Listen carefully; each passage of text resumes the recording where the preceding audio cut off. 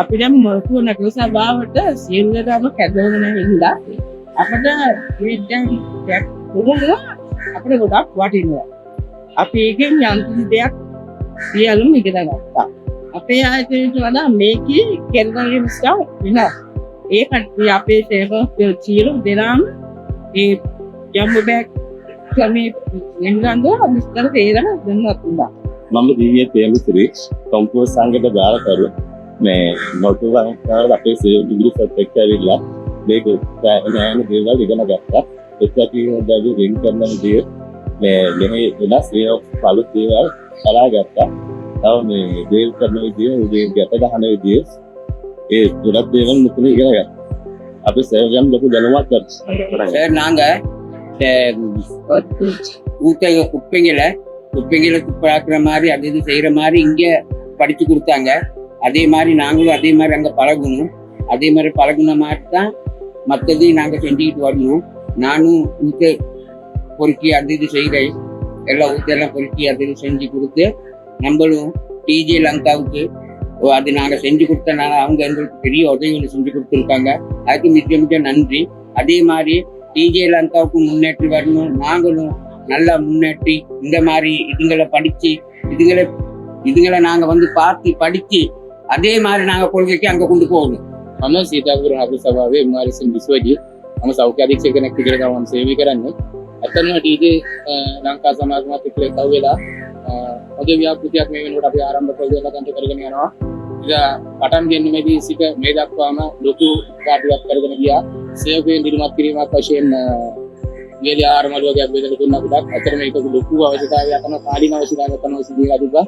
ඊට පස්සේ මේ සේවකයන් නිසි පුහුණුවක් නිසි අවස්ථාවක් කියලා දුන්නාද අද වෙනකොට කසල කළමනා කරන්නේ මේ නිසි පුහුණුවක් අවස්ථාවක් කරලා දුන්නා. දිනෙන් දින ක්‍රමවේද අලුත් වෙනවා, විමාස වැඩි වෙනවා. මේකට මේ ක්‍රමවේදයක් විදිහට විශේෂකව එන්න දිරිමත් කරන්න වෙනවා, පුහුණු කරන්න වෙනවා. ඉතින් අද දිනේදී මොරටුව නගර සභාවට ගෙනල්ලි වුණා මේ පුහුණු වීම කරා. ඒකදී අපි අලුත් තාක්ෂණය ගත්තා.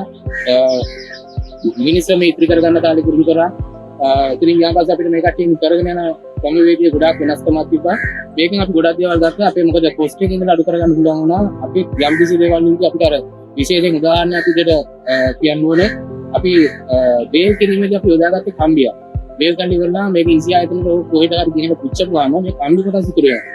අද වෙනකොට අපි ඉදිරි කරගත්තා. මෙතන මේ කට්ටිය යොදාගන්නේ පොඩි මේ රෙදිපටිය. මේ රෙදිපටිය අලු කරාන් පස්සේ පරිසරයේ දිශා හානියක් නැහැ. ගලවලා ගත්තත් දැන් නැවත ප්‍රයෝජනයකට ගන්න පුළුවන්. ඉතින් මේ වගේ ක්‍රමවේද ටිකක් තියෙන තැනකට අපි ගෙනල්ලා මේ පුහුණුවීම ලබා ගන්න කියන සීතාපුර නගර සභාවේ අපි පුදවේදී වෙනවා ටීජේ ලංකා සමූහ ආයතනයට.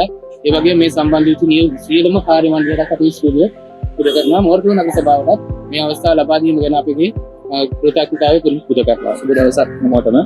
මම සීතාපුර නගර සභාවේ ප්‍රධාන ලෞකික පරීක්ෂක තරිතුමා දීකාන් වැලිවිතස්. අද දිනේ ඇත්තටම අපි මොරටුව මහනගර සභාවේ කසල කළමනාකරණ ගැන සම්බන්ධව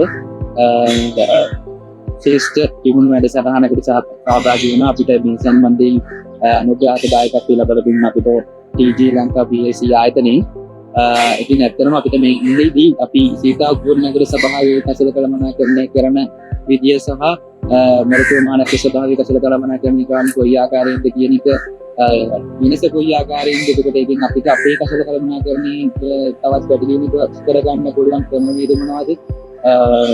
අසල කියන එක සම්පතක් බවට පරිවර්තනය කරගන්න අධ්‍යයනය කරගන්නේ කොහොමද? ඒ දේවල් කියන සම්බන්ධයෙන් හොඳ පුහුණු කිරීමක් අපිට අද දිනේ ලැබුණා. අපේ සෞඛ්‍යකම් කරුවාට ලැබුණා. ඉතින් මේක සම්බන්ධයෙන් අපිට ඇත්තටම වදින අවස්ථාව උදා කරලා දෙන්න සම්බන්ධයෙන් ටීජේ ලංකා PLC ආයතනයට මම උත්සාහ කටයුතු ලබා සම්බන්ධයෙන් ගොඩක් ස්තුතිවන්ත වෙනවා. මම හිතන්නේ ඉන්නේ ව්‍යාපෘතියේ waste to wealth කියන තේමාව යටතේ මේ යන ව්‍යාපෘතිය ඇත්තටම අශලීලතාවයක් එකතු කරලා කොහොමද අපි තවත් මේ සම්පතකට පරිවර්තනය කරගන්නේ කියන අරමුණට ළඟා වෙන්න මේ තාම සාර්ථක සහ වටිනා වැඩසටහනක් අද දිනේදී අපේ සෞඛ්‍ය සම්ප්‍රදාය ලබා දෙනවා.